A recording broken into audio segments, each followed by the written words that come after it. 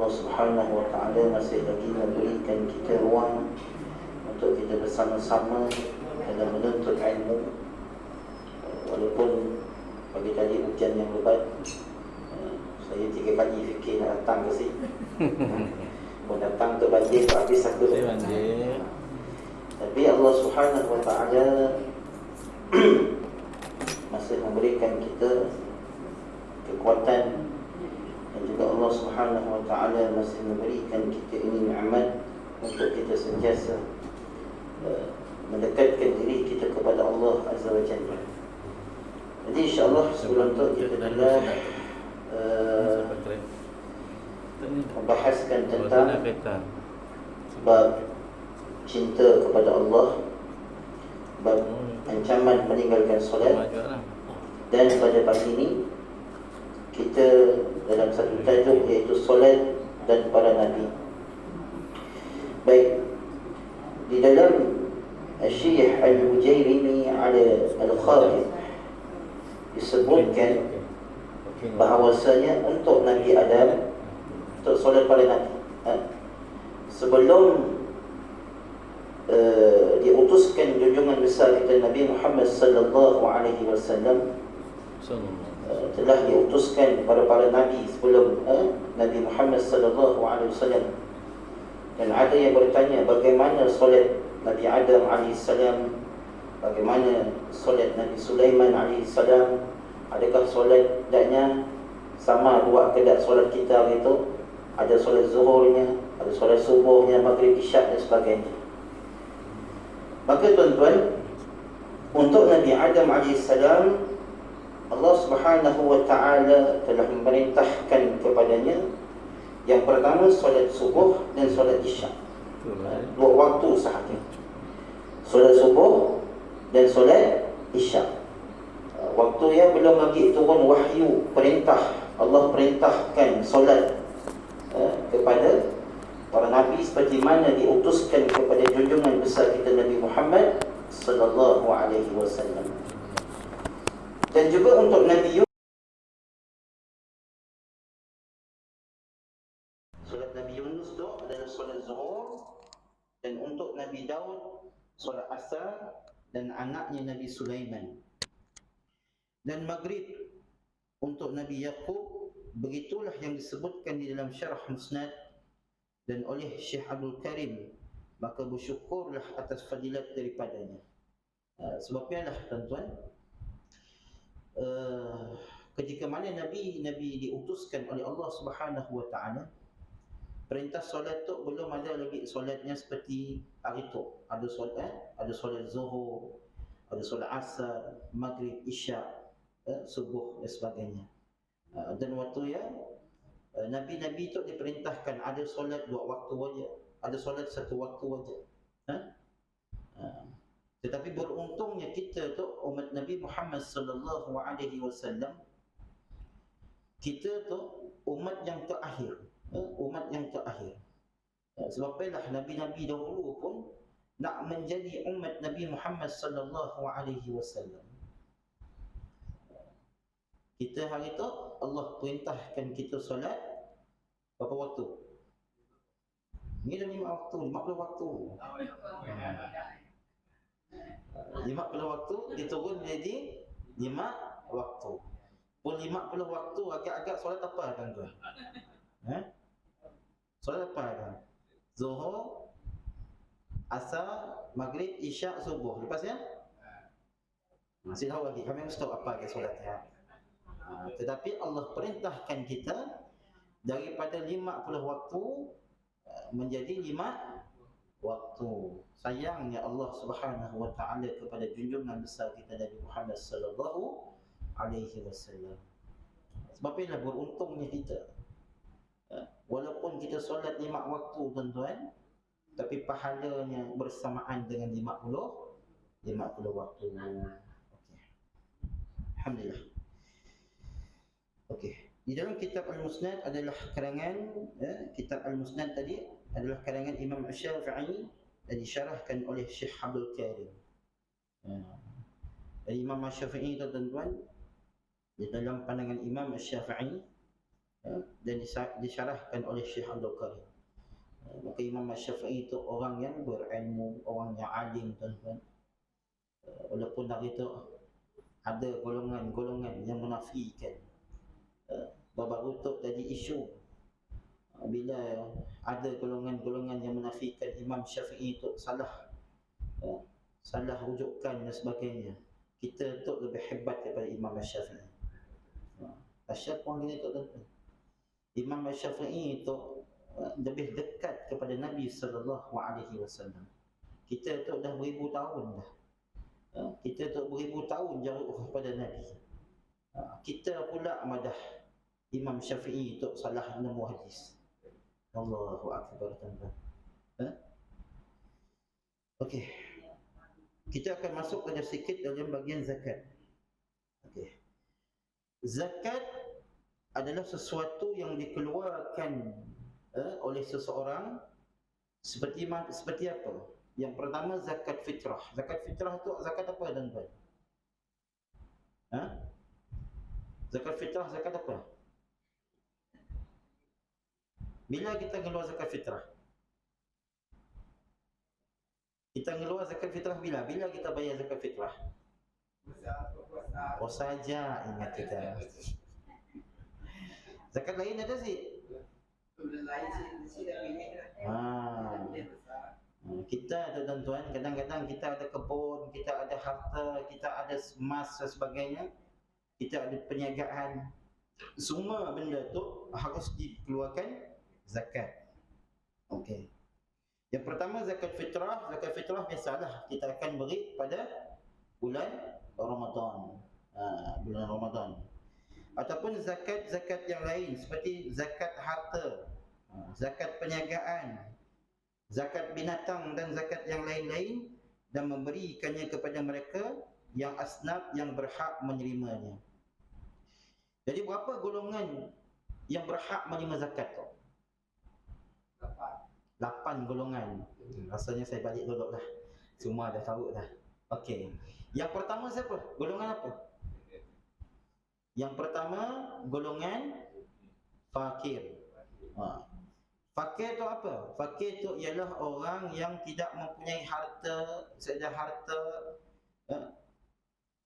orang yang sedapat nak menampung keperluannya diri pun, maka orang tu lah yang dia berhak menerima zakat. Yang kedua dipanggil golongan miskin.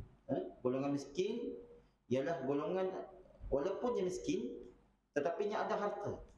Nya ada harta.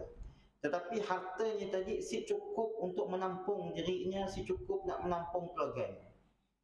Si cukup nak menampung keluarganya, maka golongan tu pun berhak untuk mendapat apa dia? Zakat.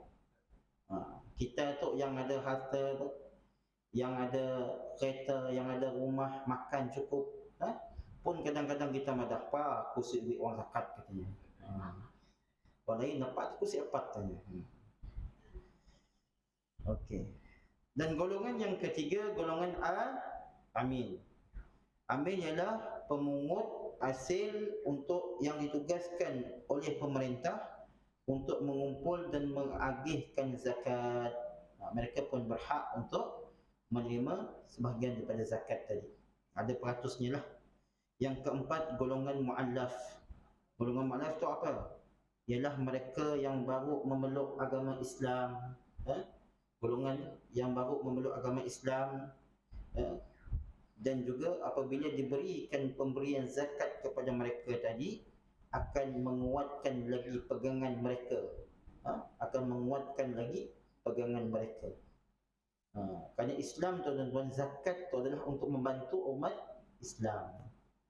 Tapi kadang-kadang hari tu banyak masalah lah, dari segi bab golongan zakat dan sebagainya. Supaya kita kena hati-hati, tuan-tuan. Dan juga golongan yang kelima adalah golongan hamba.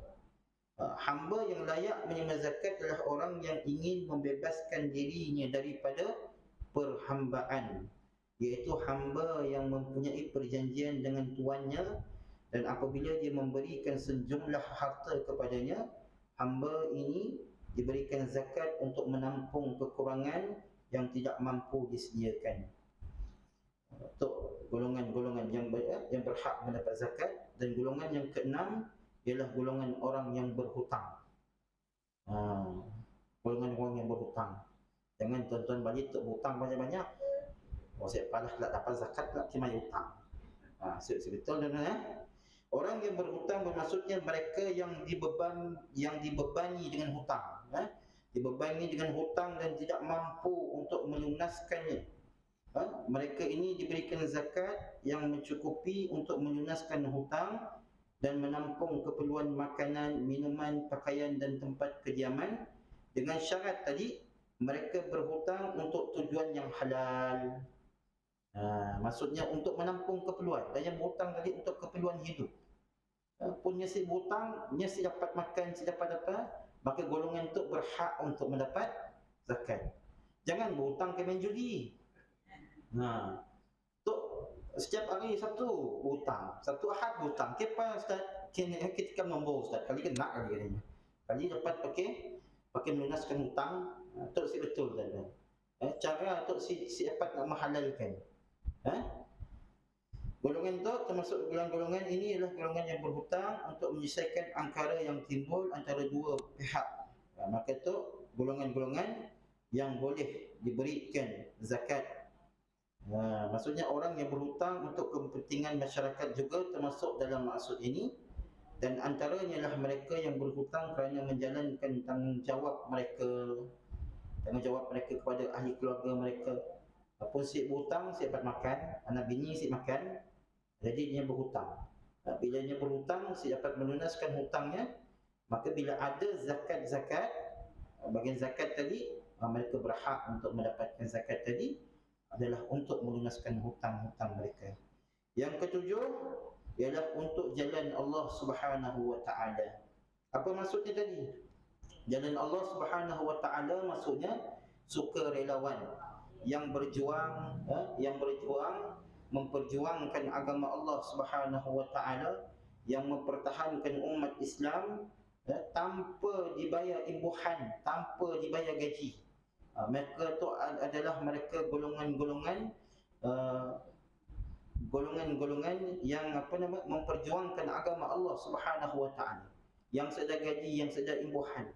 Dan mereka ini berhak diberikan zakat yang mencukupi selama ketiadaannya sehingga mereka kembali kepada keluarga mereka. Contohnya, kita keluar jalan Allah Subhanahu wa taala, kita bantu orang, kita khidmat untuk orang, kita bantu jalan Allah Subhanahu wa taala tapi tanpa ada bayaran. Seedar himbuhan, seedar gaji, maka kita dapat berhak terima zakat untuk keluarga kita. Seperti untuk kita tinggalkan pada keluarga kita selama mana kita pergi berjuang ke jalan Allah Subhanahu wa taala. Itu tadi. Maka kata Imam Al-Razi dalam tafsirnya menyatakan bahawa zahir lafaz pada perkataan fi sabilillah, kalau kita melihat dalam ayat 60 daripada surah Taubah, itu tidak wajar dikhususkan kepada maksud orang yang berperang semata-mata, bukan orang berperang semata-mata sahaja. Beliau kemudian memetikkan bahawa Al-Qaffal dalam tafsir beliau telah menyebut pandangan beberapa fuqaha bahawa zakat boleh dibelanjakan untuk apa sahaja tujuan kebaikan, termasuklah menyempurnakan jenazah, membina benteng ataupun kubu pertahanan, dan membina masjid. Itu boleh. Dan juga disebut oleh Al-Qadwi menyebut bahawa pengertian fi sabilillah di dalam ayat tadi, pengagihan zakat ialah jihad seperti mana pendapat jumhur. Beliau bagaimanapun tidak menghadkan jihad dengan makna peperangan semata-mata, bahkan memperluaskan jihad dalam bentuk pemikiran, bentuk pendidikan, penulisan, ekonomi, politik, kemasyarakatan dan sebagainya. Apa sahaja yang mereka buat untuk meninggikan kalimat Allah dan mempertahankan Islam. Di antaranya mereka-mereka yang membuka pusat-pusat dakwah, memberi kefahaman Islam yang betul kepada umat Islam, dan mereka berhak mendapat zakat. Bukan semata-mata nak pergi perang saja. Rituk mana Ustaz, kami dapat zakat Ustaz, kena nak pergi Palestin, nak berperang. Kami syahid sini Ustaz, kami akan dapat zakat keluarga kami. Bukan semata-mata pergi perang saja. Bahkan orang yang Allahumma salli ala Muhammad, dalam dirinya itu untuk menyampaikan dakwah, untuk membawa menyebarkan agama Allah pun mereka berhak untuk mendapatkan zakat. Untuk mendapatkan zakat. Yang pentingnya mereka tidak mendapat imbuhan daripada mana-mana pihak. Dapat gaji, dapat imbuhan, mereka berhak untuk mendapat zakat. Dan yang ke-8 adalah musafir. Musafir adalah orang yang dalam perjalanan dengan tujuan yang diharuskan oleh syarak, sekalipun untuk melancong. Dia layak diberikan harta zakat yang mencukupi untuk perjalanan pergi dan balik. Begitu juga perbelanjaan kenderaan dan binatang tunggangan untuk membawa barang-barangan sekiranya dia tidak mampu membawanya sendiri. Namun jika bermusafir dengan tujuan maksiat, maka zakat tidak boleh diberikan kepadanya melainkan setelah dia bertaubat kepada Allah Subhanahu wa taala. Maka inilah golongan 8 golongan yang berhak untuk mendapat zakat. Orang musafir pun dapat zakat. Tuan-tuan pun nak pergi Jerman ke, pergi Korea ke, pergilah di Baitul Mal minta zakat. Kalau zakat tu kemat lancung ni. Jadi tuan-tuan, biarlah betul dengan niat kita. Biarlah betul dengan niat kita supaya kita tu sentiasa dalam redha Allah Subhanahu wa taala. Bahkan bagi orang yang mengingkari hukum zakat tadi, tidak mahu mengeluarkan zakat seperti mana yang disepakati oleh ulama, oleh mujma' alaih, seperti zakat fitrah, zakat binatang, ternakan, tanaman dan emas, maka dia boleh menjadi, hukumnya boleh menjadi kufur. Orang yang mengingkari untuk membayar zakat tadi, dia boleh menjadi kufur jika tidak disepakati atasnya seperti zakat perniagaan dan zakat pendapatan, tidak kufur. Okey. Zakat wajib dikeluarkan dengan segera apabila sudah sampai haul dan nisab, serta mampu mengeluarkannya. Menunda-nundakannya adalah haram dan zakat tersebut tetap akan menjadi tanggungannya jika syarat zakat sudah dipenuhi tetapi belum mampu menunaikannya. Hukumnya tidak haram. Maksudnya apa tuan-tuan? Dah sampai haul, dah sampai nisab, dah sampai haul dan nisab, serta kita tak mampu untuk mengeluarkannya, tetapi kita menunda-nundakannya. Tunggu dulu lah, tahun depan dah bayar, kita menunda-nundakannya. Sedangkan kita dah cukup haul, untuk kita bayar, maka hukumnya di situ adalah haram. Jika syarat zakat sudah dipenuhi tetapi belum mampu untuk menunaikannya, hukumnya si haram. Maksudnya kita tadi syarat zakat tadi sudah penuh, dah dipenuhi, dah penuh lah syarat-syarat dan sebagainya, tapi kita belum mampu untuk menunaikannya, maka hukumnya tidak haram. Tetapi kalau kita tu dah mampu, duit memang dah ada, duit memang banyak lah, kita dah mampu untuk mengeluarkannya, tapi kita menunda-nundakannya, melambat-lambatkannya, maka hukumnya adalah haram. Okey. Ya, bab zakat. Okey, kita masuk dalam bab saum. Saum tu apa tuan-tuan? Apa maksud saum? Saum apa maksud saum? Hujan. Apa maksud saum? Puasa. Okey. Dari segi bahasanya bermaksud menahan diri. Puasa itu ialah menahan diri pada waktu siang di bulan Ramadan daripada makan dan minum serta perkara-perkara yang membolehkan membatalkan puasa daripada terbitnya matahari subuh sehingga terbenamnya matahari maghrib dengan niat yang tertentu. Maksudnya tadi tuan-tuan apa? Kita kena menahan diri kita daripada perkara-perkara yang boleh membatalkan puasa. Apa maksud yang membatalkan puasa tadi? Apa yang boleh membatalkan puasa kita? Minum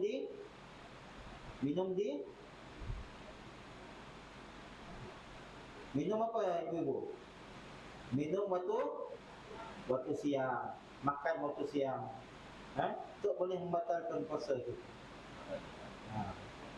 Kadang-kadang kita tu bila jaga orang selain rumah, mulalah kita takut.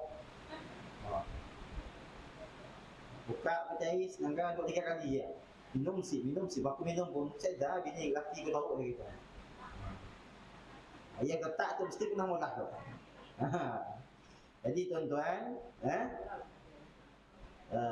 bulan Ramadan adalah bulan ke-9 daripada tertib bulan Arab, bulan Hijriah. Ia adalah bulan paling afdal dan ketua kepada seluruh bulan yang dipanggil Sayyidul Syuhur. Ia dinamakan bulan Ramadan kerana ketika bangsa Arab menetapkan nama-nama bulan, cuaca sangat panas pada bulan Ramadan. Akhirnya bulan itu dinamakan dengan bulan Ramadan. Ataupun pendapat lain mengatakan perkataan Ramadan. Ramadan itu maksudnya cahaya yang sangat panas dan mengisyaratkan kepada amalan kebaikan yang dilakukan sepanjang bulan Ramadan seperti cahaya panas yang akan membakar yarumil. Ramadan saja panas. Ada tuan-tuan jumpa Ramadan nak hujan? Jarang ada jumpa tu sih. Macam tu alhamdulillah lah hujan. Tunggulah masuk Ramadan lah akan panas. Kadang-kadang hari pertama, hari kedua tu kita puasa tuan-tuan, Allahu Akbar. Masa dulu waktu saya ingat lah, waktu kecil-kecil tuan-tuan. Asal puasa lah, mesti dengan jam. Bapak 10 dengan jam, bila dah tak penuh setengah tu. Itu sih tuan-tuan. Ada orang bulan Ramadan tak menyesik betul-betul dalam bulan Ramadan. Ada orang bulan Ramadan tak menghabiskan masanya hanya untuk apa? Tidur sepanjang hari. Ada macam siapa dah ustaz tidur pun ibadah ustaz katanya. Macam ni nak jadi ibadah. Tidur waktu lepas sahur sampai maghrib buat bangun. Bang, kata isteri kita. Kena dek, dah nak sungkir tu bang, nak kah? Ya Allah. Sungkir pun tuan-tuan kadang-kadang orang lelaki tu minta maaf lah. Apa yang cari dulu? Apa yang cari dulu tuan-tuan? Orang lelaki khususnya apa yang dia akan cari dulu waktu buka puasa? Allahu Akbar, Allahu Akbar. Pokok dulu cari ni. Allahu Akbar. Ni nak kata sunnah. Sunnah tadi makanlah buah apa? Kurma dan sebagainya tu si pokok dulu makan. Dia tanya apa yang bisa pokok dah bang? Tu dah sunnah aku dia. Allahu Akbar. Sebab biarlah bila masuknya bulan Ramadan adalah bulan keampunan, bulan maghfirah. Allah ampunkan dosa-dosa hamba. Tapi kalau kita menghabiskan masa kita untuk perkara-perkara yang perkara-perkara yang sia-sia, maka amat rugi tuan-tuan. Ramadan tu datang setahun sekali je. Dia akan datang, dia akan setahun jadi 2 kali Ramadan, saya dah. Kan ada yang pernah jumpa Ramadan datang setahun 2 kali. Saya dah tuan-tuan. Ramadan datang hanya setahun sekali saja. Tapi alangkah ruginya manusia yang apabila datangnya Ramadan mereka tidak dapat apa-apa daripada Ramadan tadi. Sebabkanlah kata para ahli ulama tuan-tuan, kita nak melihat Ramadan kita ini berjaya ataupun tidak, kita lihat pada penghujung Ramadan. Kita lihat pada penghujung Ramadan. Kalau awal Ramadan kita mampu untuk datang masjid, solat subuhnya, zuhur, asar, maghrib, isyak, solat apa, tarawih full. Imam 8 rakaat pun kita marah. Imam tu mula 8 rakaat saja. Boleh dah 23 rakaat termasuk witir. Kita pula yang kemudian. Tetapi tuan-tuan, hujung-hujung Ramadan, kita lah orang yang pertama akan lesap daripada masjid. Dan ulama memberitahu bahawasanya kita lihat pada hujung Ramadan, kalau lepas Ramadan kita mampu untuk datang ke masjid, kita mampu baca Quran, kita mampu istiqamah dengan amalan kita, maka Ramadan kita berjaya. Tetapi Apabila Ramadan telah meninggalkan kita, kita tak mampu nak datang melangkahkan kaki ke masjid, kita tak mampu nak baca Quran, kita tak mampu nak qiyamul lail, kita tak mampu nak sedekah. Ini bermakna ni tuan-tuan, Ramadan kita tidak berjaya. Ramadan adalah bulan apa tuan-tuan? Ramadan bulan apa? Ramadan adalah bulan tarbiyah, untuk kita mentarbiyah diri kita supaya kita ini menjadi orang yang lebih baik. Bulan Ramadan adalah bulan untuk kita jadikan diri kita tu orang yang soleh, orang yang selalu dekatkan diri kepada Allah Subhanahu wa taala. Sebelum Ramadan mungkin kita tu kaki musyawarah tingkap. Faham ah? Sikit-sikit kita tu cerita hal orang. Jumpa Kak Bedah dengan Kak Asmah, daripada Zuhur sampai ke Maghrib. Tetapi bila masuk Ramadan, kita tinggalkan perkara-perkara tadi. Kita tinggalkan perkara-perkara yang sia-sia tadi. Sampailah habis Ramadan, kita kekalkan istiqamah dengan amalan kita. Bermakna tuan-tuan, itu adalah salah satu tandanya Ramadan kita telah berjaya. Tapi kalau sebaliknya tuan-tuan, kita dah sibuk datang masjid lagi, kita solat pun jarang-jarang, solat pun setahun 2 kali je, solat hari raya Aidil Fitri, hari raya Aidil Adha, paling-paling pun solat Jumaat, maka ini tidak menjadi tidak menjadi kita pun tidak berjaya, kita pun ibadah puasa tadi. Okey.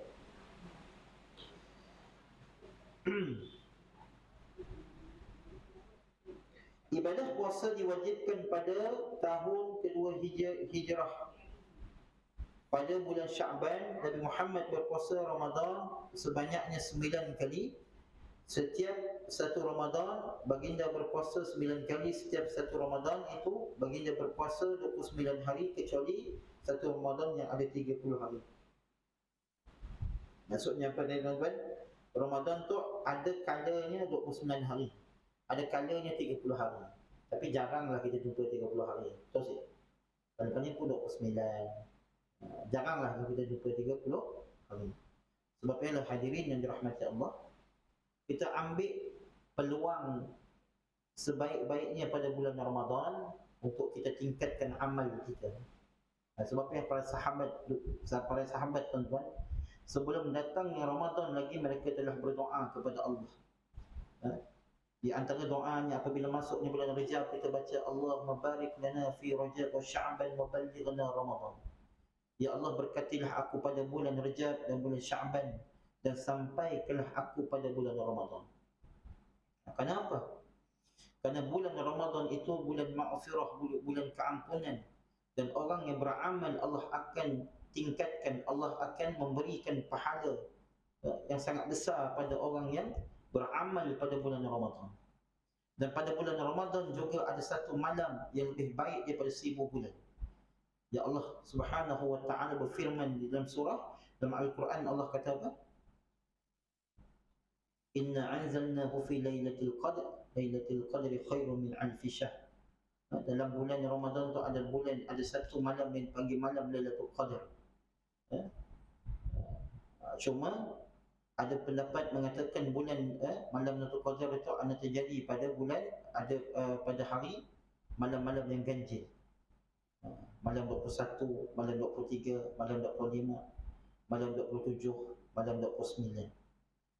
Cuma kita hari tu tuan-tuan, saya kadang-kadang pelik dengan orang kita. Kita tu hanya tingkatkan amalan kita pada bulan-bulan, pada malam-malam ganjil sahaja. Sebab ialah kita tu digariskan nak jumpa malam Lailatul Qadar tu mudah saja tuan-tuan. Pertama sekali, daripada awal Ramadan sampailah kita nak Aidil Fitri, jangan tinggal beribadah kepada Allah Subhanahu wa ta'ala. InsyaAllah kita akan jumpa malam Lailatul Qadar. Cuma janganlah kita tu tuan-tuan setiap kali malam ganjil kita pergi luar rumah. Isteri kita madah pun, isteri kita nanya kita, apa pula kita luar rumah bang? Dah buang tabiat kita ke bang? Isteri abang nanggai kali ada pokok sujud gitu. Ya Allah, ya Tuhanku. Ni tahu malam tu Qadar, Tanada dan dengan pusat berkata. Si perlu tuan-tuan yang cari pusat berkata ke pokok sujud ke si perlu. Beribadah hanya pada Allah Subhanahu Wa Taala. Saya dulu tuan-tuan waktu kecil dulu selalu dengan cerita-cerita macam ni. Sampailah saya di pondok tuan-tuan. Kita pun ikut-ikut tu lah. Asal malam ganjil pergi luar rumah nanggai. Dia dah pokok sujud kali. Dengar daripada kawan-kawan cerita pernah dengar pokok sujud lah, pusat berkakar lah. Kita pun mungkin rezeki tu untuk jumpa pusat berkakar ni. Si perlu tuan-tuan yang cari macam mana tuan-tuan. Yang pentingnya kita beribadah kepada Allah Subhanahu Wa Taala. Daripada awal Ramadan kita mampu bersedekah, setiap malam kita sedekah, setiap hari kita bersedekah. Dan pada bulan Ramadan antara yang dianjurkan ialah untuk memberi makan pada orang berbuka puasa. Allah akan kurangkan pahalanya tuan-tuan. Bahkan Allah akan menambahkan lagi pahala kita. Sebab ialah kita bulan Ramadan adalah bulan untuk kita memperbanyakkan sedekah, memperbanyakkan infak kita kepada sesama kita untuk menjaga silaturahim. Mungkin sebelum tu kita susah nak menghulurkan makanan pada orang, nak beri makanan pada orang, tapi ambillah kesempatan pada bulan Ramadan untuk kita sentiasa meringankan tangan kita menghulurkan bantuan kepada orang ramai. Itu yang dianjurkan. Tok si kita makan kambing, makan unta dan sebagainya. Jiran sebelah makan tulang je. Share-share lah tuan-tuan. Ambil kesempatan, tidak selamat lagi nak masuk Ramadan. Ambil kesempatan untuk kita memperbanyakkan, menggandakan pahala kita. Kenapa? Kita si tahu tuan-tuan. Kita si tahu tahun depan kelak kita berjumpa dengan Ramadan lagi ataupun si. Tahun depan kelak sampai si umur kita pada bulan Ramadan. Kalau kita sia-siakan Ramadan yang datang pada kita, amat-amat rugi. Bukan semua di kalangan kita hari itu yang mampu berjumpa dengan Ramadan. Tetapi bila Allah pertemukan kita dengan Ramadan, maka gunakanlah sebaik-baik yang mungkin untuk kita meningkatkan amalan kita, untuk kita meningkatkan amalan kita, ibadah kita kepada Allah Subhanahu Wa Taala.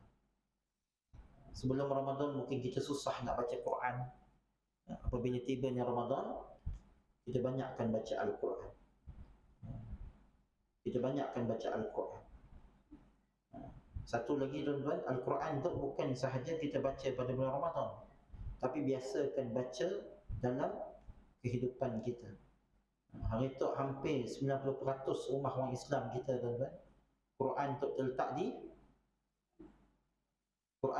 di atas almari, dah berabuk dah Quran. Buka pun hanya pada bulan Ramadan sahaja. Hari tu pun kita nanggal tuan-tuan, handphone kita tu lebih berkilat daripada Al-Quran. Terus Al-Quran dah berabuk, handphone kita tu, ya Allah. Hari tu tukar apa nama dia? Casing. Takut salah sebut. Tukar casing lah. Esok tu tak tukar lagi. Tapi Quran jarang kita nak baca. Betul. Benda tu tuan-tuan, si akan dapat menyelamatkan kita dalam kubur pula. Tuan-tuan tukarlah casing berapa banyak ni pun. Minggu tu casing jentuk, casing macam mana. Sedar casing tu akan datang beri syafaat pada kita, sedar. Tapi Al-Quran, orang yang berteman dengan Al-Quran, orang yang bersahabat dengan Al-Quran akan mendapat syafaat di yaumul akhirah kelak, di yaumul mahsyar kelak, akan mendapat syafaat daripada Al-Quran. Yang untungnya orang baca Quran. Sebab para imam tuan-tuan, diceritakan di kalangan para imam, ada yang ketika mana bulan Ramadan, ada yang mengkhatamkan Al-Quran sebanyak 60 kali dalam bulan Ramadan. Ada yang tiap-tiap malam khatam Al-Quran dalam solat sunat waktu malam. mengkhatamkan Al-Quran. Ada yang 3 hari sekali untuk khatam Al-Quran. Kita hari tu tuan-tuan, alhamdulillah lah kita hari tu ada tadarus. Tadarus pun bukan kita baca semua Quran, tahu sih? Bagi-bagi. 30 orang seorang satu muka surat. Pun kira khatam buatlah. Alhamdulillah tuan, ia pun ada kawan-kawan yang tolong baca untuk kita. Mungkin kita nak baca tuan-tuan, harap maklum tahun depan belum tentu habis. Sebab itulah kita hari tu kita biasakan diri kita untuk baca Al-Quran. Kerana orang yang selalu baca Al-Quran tuan-tuan, yang akan mendapat kesan daripada bacaan Al-Quran tadi. Jiwanya, hatinya akan tenang. Bahkan kalau kita memahami makna Al-Quran, Allahu Akbar tuan-tuan. Mudah-mudahan akhlak kita seperti Al-Quran. Okey.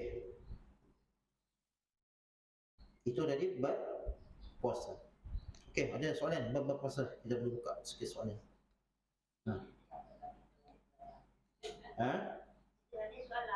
Siapa? Tanya aja. Boleh si makan siang hari. Ada yang tanya saya, Ustaz, cabut gigi bila puasa batal si Ustaz? Saya madah si batal. Tapi kami dah makan Ustaz, katanya. Kena kita makan. Yalah kami rasa macam batal Ustaz. Lain kali tanya dulu buat makan. Untuk si makan dulu pun tanya. Puasa. Ada dua orang tanya Ustaz. Macam ni Ustaz tu, kita berpuasa, kita berak Ustaz katanya. Tengah berak. Tiba-tiba tahi kita jadi Ustaz, nak keluar si keluar. Dah keluar. Disedut kita masuk balik dalam kita pun tubuh tadi. Batal si puasa kita. Itu benar tuan-tuan, bukan main-main tu. Batal ataupun tidak? Saya tanya tuan-tuan, batal ataupun tidak? Tahi tadi ini dah keluar daripada dubur kita. Bila orang telefon, dengar telefon kita, nak telefon di atas tadi, nak angkat telefon, sedut balik tahi masuk dalam. Contohlah. Angkat telefon lebih penting daripada tahi tadi. Siapalah berak atau dan sedut balik. Batal ataupun tidak? Batal tuan-tuan. Batal. Ya Allah. Dan ada macam ni. Batal.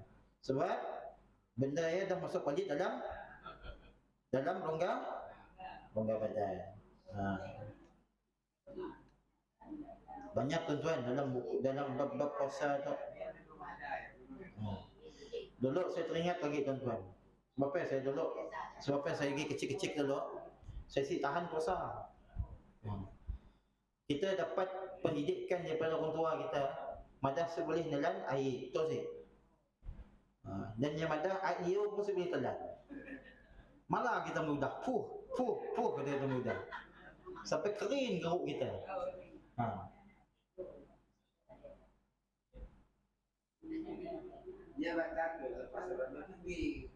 Jadi tuan-tuan, sebenarnya sedang masalah pun kita nelan air liur. Tidak menjadi masalah. Tidak menjadi masalah kita menelan air liur. Saya tanya tuan-tuan lah, kita menelan air liur batal si puasa kita? Kena dia si batal? Dia dah keluar. Tapi pun nelan air liur orang lain batal. Jangan tuan-tuan gelak, madah air liur si batal Ustaz. Ambil tak gelas, sudah kita sampai penuh buat tak minum. Ya batal tuan-tuan. Tapi air liur yang berada dalam mulut tidak membatalkan puasa kita. Tidak membatalkan puasa. Okey, ada soalan berpuasa tu?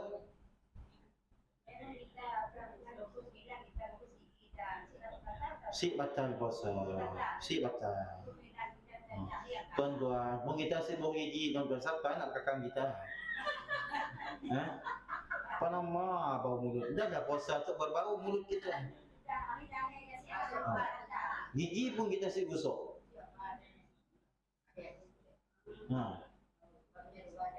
Sebab Islam tu menjaga betul tuan-tuan bab kebersihan kita. Boleh mandi. Mesti jadi masalah. Tidak menjadi masalah. Boleh mandi tuan-tuan. Mesti mandi dengan bau kambing kita tu. Boleh. Tidak jadi masalah. Apa dia?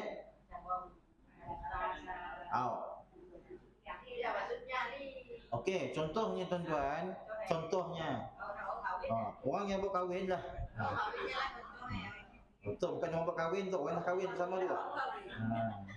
Contohnya tadi, kita tadi malam dah lepas solat tarawih lah. Dalam mari dah sepat. Lepas solat tarawih tadi, lah suami isteri tadi. Dan kita terlajak tidur. Terlajak tidur sampailah lepas subuh. Lepas subuh. Agak-agak tuan-tuan lah, boleh puasa ataupun tidak? Boleh, tidak ada masalah. Mandi wajib, solat, puasa macam biasa.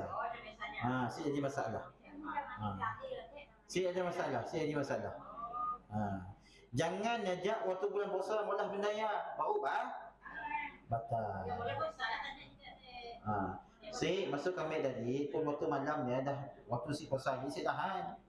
Rumah siang hari mula ya batal lah puasa kita. Okey, insya-Allah kita akan masuk dalam bab haji sikit. Okey, al-hajj dari segi bahasa adalah bermaksud ia adalah sesuatu ibadah yang dilakukan dengan menuju rumah Allah, iaitu Kaabah dan Mekah, Kaabah di Mekah, dengan niat manasik ataupun beribadah. Baitullah bermaksud rumah Allah, merujuk kepada Kaabah di Mekah. Perkataan bait digabungkan dengan Allah menunjukkan kemuliaannya. Mampu pergi ke situ bermaksud mempunyai perbelanjaan yang cukup untuk pergi dan balik, mempunyai nafkah yang cukup untuk tanggungan keluarga yang ditinggalkan sepanjang dalam perjalanan, mempunyai kenderaan jika jarak menuju Mekah jauh daripada 2 marhalah ataupun lebih, dan memenuhi syarat-syarat yang lain. Umrah hukumnya wajib. Umrah juga wajib seumur hidup sekali seperti ibadah haji jika syarat-syarat di atas dipenuhi. 5 rukun Islam ialah berdasarkan kepada hadis Nabi sallallahu alaihi wasallam an Abi Abdurrahman Abdullah bin Umar bin Khattab radhiyallahu anhuma qala sami'tu an-nabi sallallahu alaihi wasallam yaqul buniyal Islam ala 5 syahadah an la ilaha illallah Muhammadar Rasulullah wa iqamis salat wa ita'iz zakat wa hajjil baiti wa shaum Ramadan. Daripada Abdullah bin Umar bin Al-Khattab radhiyallahu anhuma, dia berkata, aku mendengar daripada Nabi sallallahu alaihi wasallam, Islam ini dibangunkan atas 5 perkara. Yang pertama, bersaksi bahawa tiada Tuhan yang disembah melainkan Allah dan Nabi Muhammad itu pesuruh Allah. Yang kedua, mendirikan ibadah solat, wa ita'iz zakah, mengeluarkan zakat, wa hajjil bait, menunaikan haji, dan berpuasa pada bulan Ramadan. Tok 5 asas Islam. Yang pertama tadi apa tuan-tuan? Syahadah. Yang kedua, solat. Yang ketiga apa? Lepas solat apa? Keluarkan zakat. Yang keempat, haji. Yang kelima, puasa. Untuk 5 perkara tu. Sebab ialah mungkin kelima-lima perkara tu ada yang kita mampu mula, ada yang kita tak mampu mula. Syahadah memanglah. Solat wajib, puasa wajib ke atas orang yang mampu. Yang kelimanya haji. Haji itu ikut kepada kemampuan kita. Mungkin kita mampu, maka laksanakanlah ibadah haji ataupun ibadah umrah. Tapi kalau kita mampu tuan-tuan, Kita si mampu kita tanggung dulu lah. Bila kita dah mampu pula, insya-Allah. Dan juga jangan kita berhutang semata-mata nak pergi haji, nak berhutang semata-mata nak pergi umrah. Tu kena jaga tuan-tuan.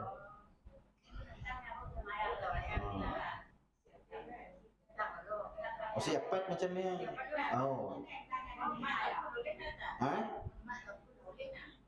Mak telefon macam ni? Hantar mak pergi umrah? Tidak digalakkan berhutang untuk pergi umrah. Yang macam tu tuan-tuan. Kita si tahu ajal kita sampai bila. Pun kita berhutang semata-mata nak pergi umrah, nak pergi haji, sedangkan di dalam hukum tadi pun kita berkemampuan. Mampu boleh pergi, tapi mesti mampu jangan pergi. Jangan kita berhutang semata-mata kita nak pergi umrah, tapi benda yang akan memudaratkan diri kita.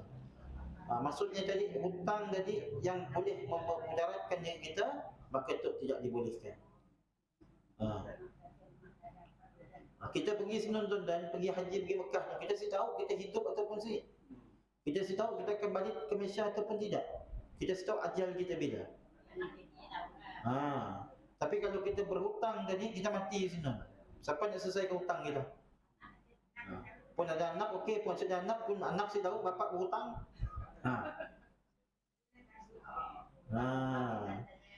Jadi kita kena hati-hati tuan-tuan. Kecuali lah kita tadi pergi umrah, kita ada harta, kita ada tanah, kita ada kebun dan sebagainya. Kita dah semua lagi nak tanam, nak bertanam tanah semua lagi, kita jual tanah kita dan kita pergi menunaikan umrah. Saya ada masalah. Yang pastinya utang-utang kita laksanakan dulu. Tapi kalau kita tadi utang kita banyak, utang banyak, si bayar utang orang, tapi kita nak pergi umrah tu, maka tuan-tuan di situ kita kena utamakan dulu utang orang, baru kita pergi umrah. InsyaAllah tuan-tuan, saya akan berangkat pada 14.92 tu. Siapa-siapa nak berhajat, bolehlah insyaAllah. Nak kirim doa ke, nak malah badan umrah ke, boleh, saya jangan salah. Saya pergi 14.92 bulan 2,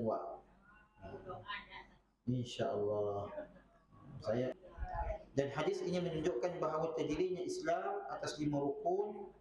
5 perkara ini adalah dasar kepada agama Islam. Bukanlah bermakna yang Islam cuma ada 5 perkara ini, tetapi 5 perkara ini adalah rukun dan asas agama Islam.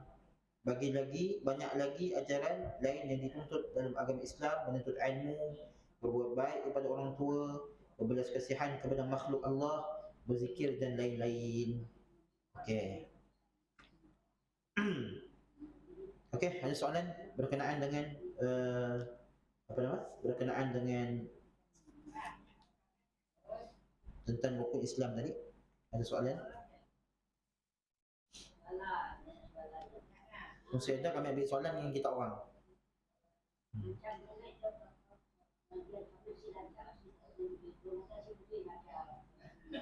Baca apa? Waktu terus pengajian dan haji terlebih sesi waktu. Nanti boleh kita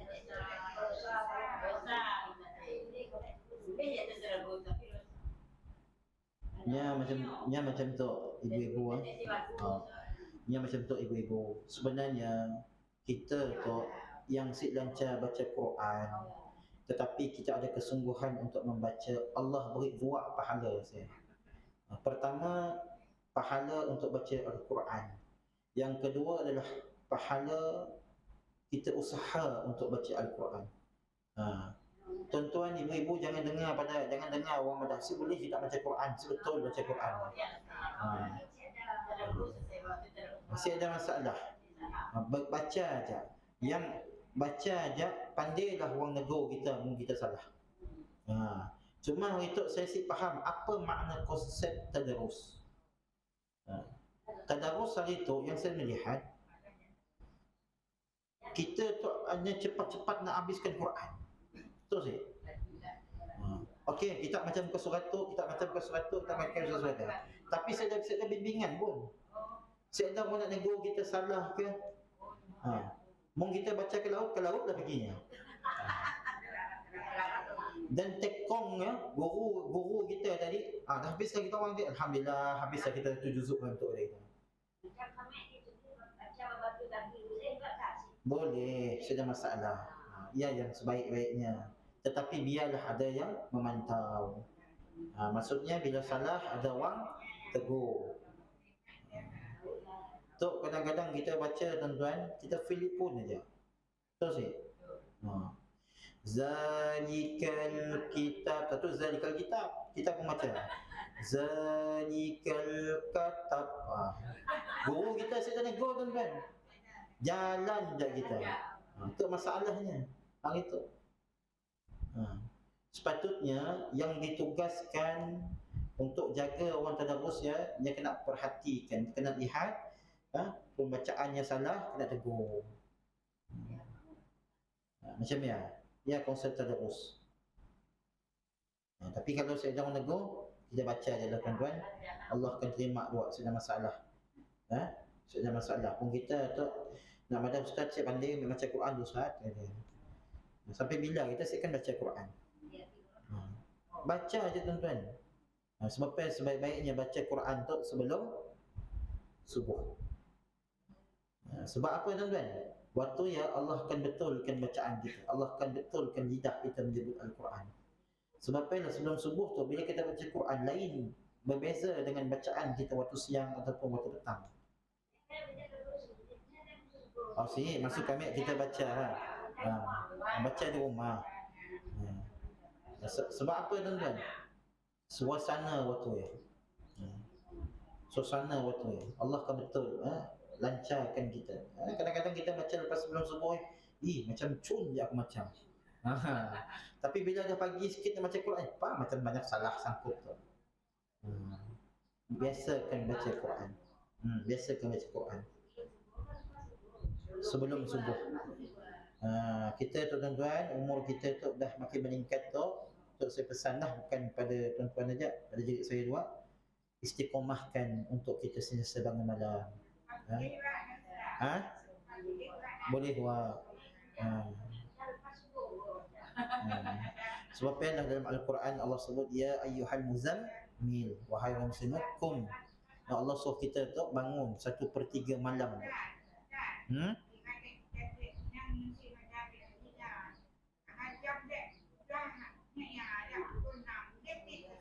Boleh, tidak masalah. Pun kita tak bangun lewat, tidak masalah.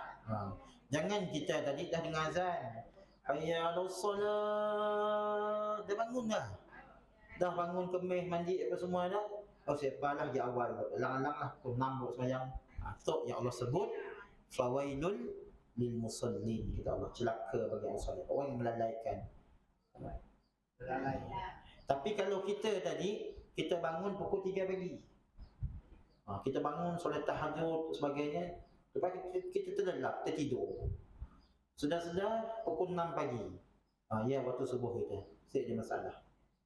Sahabat Nabi dulu pernah tuan-tuan, bila sahabat terlupa kejut Nabi dalam Nabi pun pernah solat lambat.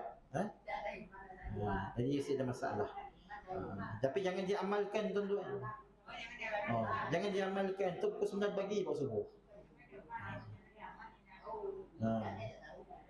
Tapi kalau sekali-sekala kita tu tadi memang sedar, ya ada masalah. Tu pun hari-hari sedar ya, lain cerita ya, kena cek telefon. Okey. Tu dah bangun dah, orang dah azan dah, ya Rasulullah, mari solat kata. Allah suruh kita solat sekejap, dia keluar lagi awal tu.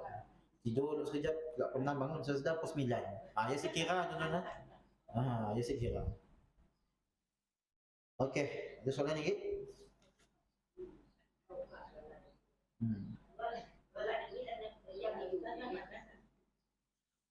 Kita tu tuan-tuan, kita hidup kita tu, kita kena banyak kita kena banyak mengaji. Saya tuan-tuan semalam ada seorang imam tu di masjid kampung lah. Allah nak muliakannya tuan-tuan. Dia tu walaupun umurnya buat 73 tahun. 73 tahun, tapi dia tu orang yang sentiasa menghadirkan dirinya untuk duduk dalam majlis-majlis ilmu. Duduk dalam majlis ilmu. Dia imam tu duduk majlis ilmu, belajar Quran, walaupun imam sentiasa belajar Quran. Dan sebelumnya Allah SWT, sebelumnya meninggal dunia, kami masih ingat hari apa dia sakit. Dia sakit. Dia sampai lepas dia solat maghrib, imam solat maghrib, dia balik. Daripada badannya jadi sejuk. Badan sejuk waktu ya, tapi luar panas, dalam sejuk. Jadi nafasnya tersekat-sekat. Dia sekat-sekat, dimak sedap ke hospital. Bila buat hospital tuan-tuan, doktor dah sahkan jantungnya dah berhenti 16 minit ke 16 saat. Wallahualam lah, saya berapa ni ya. Sudah bila di CPR apa semua, ada connect balik. Ada ni pun nak yang balik lah. Dan dimbak ke IJN. Bila dimbak ke IJN tuan-tuan, 2-3 hari ya, dia sedar lah, dia sedar. Saya terfikir tuan-tuan, kena Allah matikannya pada hari-hari sebelumnya. Hari Rabu, hari Selasa ni apa. Tapi Allah matikannya tu pada malam Jumaat. Sedangkan jantungnya dah berhenti tuan-tuan. Tapi Allah nak muliakannya. Orang itu tuan-tuan, saya mahu tuan-tuan, orang yang sangat baik. Dia si pandai cerita hal orang, si pandai dengan orang, selamat saya kenal dengan dia. Orang tua tu. Dulu selalulah di kampung tegur dia pun azan. Dia si kisah orang tegur azannya ke apa ke, dia tetap azan. Walaupun azannya pun kita dengar tuan-tuan, kita akan tetap. Betul tuan-tuan. Dia azannya, saya nak demo tuan-tuan, ada satu azannya. Allahu Akbar, Allah. Betul tuan-tuan. Saya pernah bawa sahabat saya dulu pergi masjid ya. Waktu saya khutbah Jumaat. Bila saya khutbah Jumaat, yang waktu yang belum jadi imam, dia jadi bilal. Ustaz yang saya bawa tadi, waktu saya khutbah Jumaat dia belum tak tuan-tuan. Habis mayangnya saya, habis orang sama ustaz. Kena azan macam ni ustaz. Saya madah. Kita jangan lihat orang daripada luaran. Kita siapa madah azan orang contohnya tu. Tapi Allah nak tanggal ikhlas ataupun si kita azan. Azanlah kita orang kacak macam Allahu Akbar, Allahu Akbar. Tapi ada perasaan riak nanti. Weh, kalau aku azan tu kami orang datang tu dia. Allah tolak tuan-tuan. Bapak sebadah tadi, bukan kita tu nak tangga, kan pernah berlaku zaman Nabi SAW. Ada sahabat Nabi tu dia nak azan. Bila dia azan tuan-tuan, malaikat betul ya, dia turun, dia tanya Rasulullah, saya ada solat subuh kah? Rupa-rupanya azan sahabat tadi mesti sampai. Azan Bilal bin Rabah tu sampai tuan-tuan, walaupun azan ni si kecil, tapi penuh dengan keikhlasan. Bapak lah perlu tuan-tuan, perlu kita pada ikhlasan. Walaupunlah kita macam-macamnya sekalipun, azan kita kacak-sekacak kan, yang pentingnya kita nak cari redha Allah Subhanahu Wa Taala.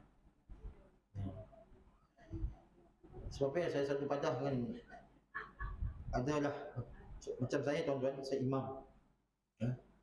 Orang selalu jumpa saya, ustaz, bacaan imam kita orang sia banyaklah salah ustaz. Tegurlah ustaz katanya. Saya madah. Memang kita boleh tegur bacaan orang. Tetapi tuan-tuan, ada partnya kita kena ada partnya kita kena tegur cara bil hikmah.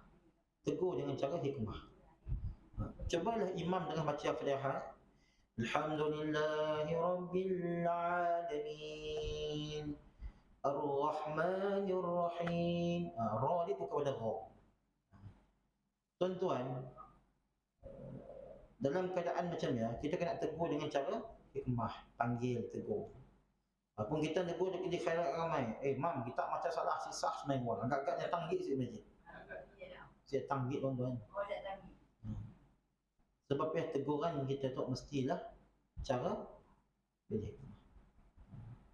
Sebab saya tuan-tuan dalam kita di Sarawak tu lah, saya kadang-kadang saya heran ada beberapa orang lah, para ustaz yang tegur dengan cara, bagi saya cara boleh mengecikkan hati orang. Saya pernah tuan-tuan duduk dalam satu kuliah tuan-tuan, ada seorang ustaz dia ceramah, hampir-hampir Ramadan lah dia ceramah, yang madah dengan jemaah. Saya tu dah habis 30 juzuk Quran, belum Ramadan dah habis. Kita orang ada, kita orang ada sih katanya. Bayangkan tuan-tuan yang duduk yang makcik-makcik, macam ibu-ibu lah, ibu-ibu apa-apa, apa perasaan kita?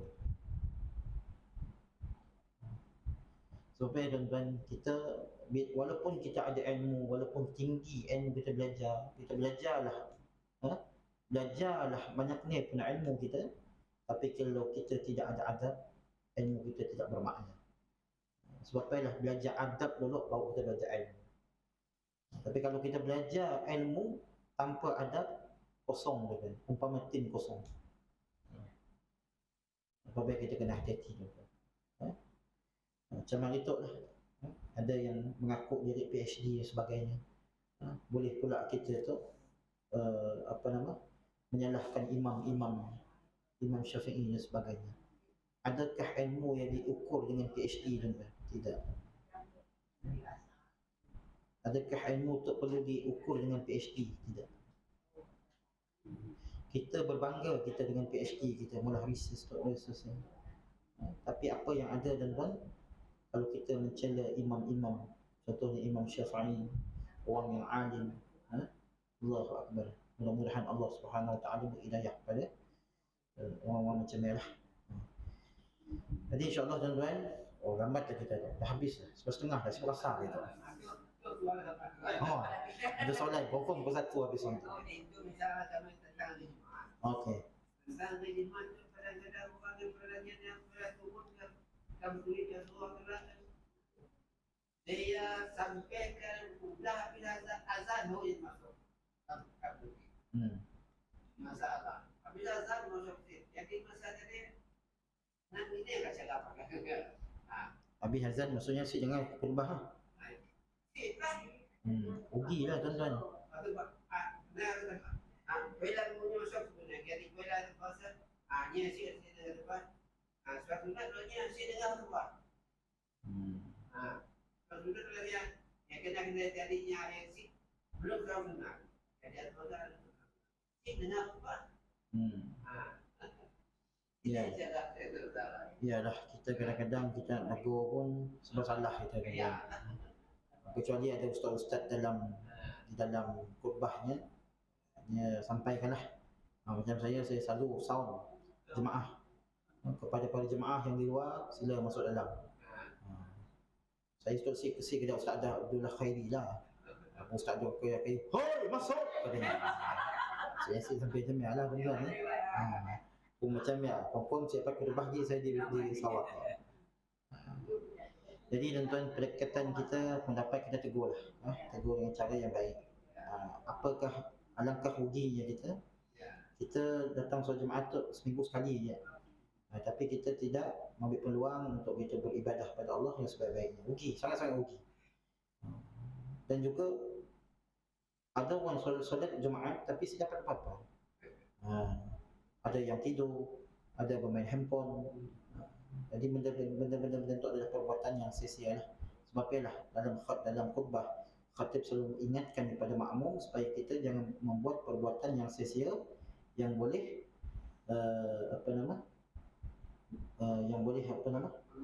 mengurangkan pahala Jumaat kita. Jadi rugi, sangat-sangat rugi. Jadi tuan-tuan, hari itu yang saya lihat lah, pertamanya dari sudut khutbah Jumaat tu. Satunya kita khutbah tu tuan-tuan, maaf lah saya kata, biarlah isi kita tu sampai pada orang. Satunya lah. Kadang-kadang makmum tak tidur kenapa? Sebab kita dua sebenarnya. Kita dua. Kalau kita baca sedang Jumaat yang dirahmati Allah, sesungguhnya jalan raya ini perlu kita baiki. Memang tidur orang tuan-tuan. Tapi konsep yang tadi, sebabnya Nabi tuan-tuan bila berkhutbah tu, umpama mata Nabi tu merah, umpama apa nama, singa lah, dengan dengan apa nama, dengan semangatnya gitu. Dengan segas. Pun lembut saya, pun tidur tuan-tuan. Sebabnya kita kena tu perlu pada ustaz-ustaz yang berceramah, yang khutbah tu biar sampai pada orang. Sebab saya kadang-kadang ada orang bertanya, Ustaz, kena kita khutbah si pakai tag, kena kita khutbah si guna tag jaiz? Saya madah, bukan saya guna, ada waktu saya guna. Cuma saya madah, satunya tu ajak waktu saya berdakwah, nak sampaikan. Pun nak nunggu maghrib isyak, si penuh masjid. Tetapi Jumaat ya adalah sangat-sangat untuk kita main peranan kita untuk kita sampaikan. Tapi kalau hari Jumaat kita khutbah pun apa nama, sumat-sumat dak je orang madah ni, dia akan sampai. Jadi saya ambil pendekatan khutbah biar orang sampai. Jadi ialah kadang-kadang kita perlulah ustaz-ustaz kita pun perlu untuk kita apa nama dia, kita boleh guna tag tuan-tuan, tidak jadi masalah. Cuma biarlah yang berkaitan isu-isu semasa. Lebih-lebih lagi pada akhir-akhir zaman tu tuan-tuan, kita kena banyakkan betulkan akidah umat Islam. Akidah umat Islam supaya kita itu tidak lari dan tidak tersesat dengan ajaran-ajaran yang lain. Seperti mana semadah dulu tuan-tuan, saya pernah jumpa beberapa orang, di antaranya ada ustaz-ustaz, saya jumpa, saya sebut cerita lah ustaz ni tuan-tuan. Saya jumpa, saya tanya dia, Ustaz, tak masih bekerja, sekejap lagi kami dah berhenti. Kami adik penolong imam dia tu. Saya pun ingatlah imam masjid ke imam apa. Bila dia madah saya, penolong imam apa Ustaz? Imam Mahdi dia. Saya pun terkejut. Sini datang Imam Mahdi. Imam Mahdi akan keluar pada Sarawak tu. Ya Allah, hebat dah tu. Dah ada dah ciri-ciri Imam Mahdi pada orangnya. Subhanallah. Ya Allah tuan-tuan. Baiklah kita, jangan kita mudah tertipu dengan bisikan-bisikan syaitan. Kita jangan lihat orang tu pada luaran. Hari itu kita mudah taksub kita tu melebihi segala. Bila tenangkan orang tu macam alim sikit, berjubah sikit, berjanggut sikit, datang ke Malaysia tu, terus kita madah tu lah bakal Imam Mahdi. Bercerita kan. Baru tu kan ada kes-kes skamer yang mengakui para habaib, mengakui cucu para Nabi. Tapi bila dicek, dia tu adalah skamer. Sekali datang Malaysia beratus ribu dapat. Datang negara lain dapat beratus ribu. Pulang negaranya kaya-kaya. Jadi kita kena hati-hati. Pakcik pun boleh, punya lagi habaib. Contohlah pakai jubah, bak serban sikit, make up sikit, kacak sikit kan. Saya tu cucu Nabi. Confirm tuan-tuan. Orang kampung kita ratus ribu. Pasal pulang kampung. Kaya kita. Bagaimana kita kena hati-hati tuan-tuan. Jangan kita terlampau taksub. Memang kita tu mencintai para habaib keturunan Nabi SAW. Tetapi biarlah dengan keadaannya betul. Salah silahnya kita tahu betul katanya itu keturunan Nabi. Hari itu semua kita nak madah kita tu keturunan Nabi. Saya pun keturunan Nabi juga. Nabi apa? Nabi Adam. Semua kita pada Nabi Adam. Cuma kita kena hati-hatilah. Sebablah kita jangan terlampau taksub yang boleh menyebabkan kita tu terkeluar ataupun tersalah jalan. Jadi insyaAllah tuan-tuan, yang baik pada Allah, yang kurang daripada kelemahan saya. Wabillahi taufiq wal hidayah. Assalamualaikum warahmatullahi wabarakatuh.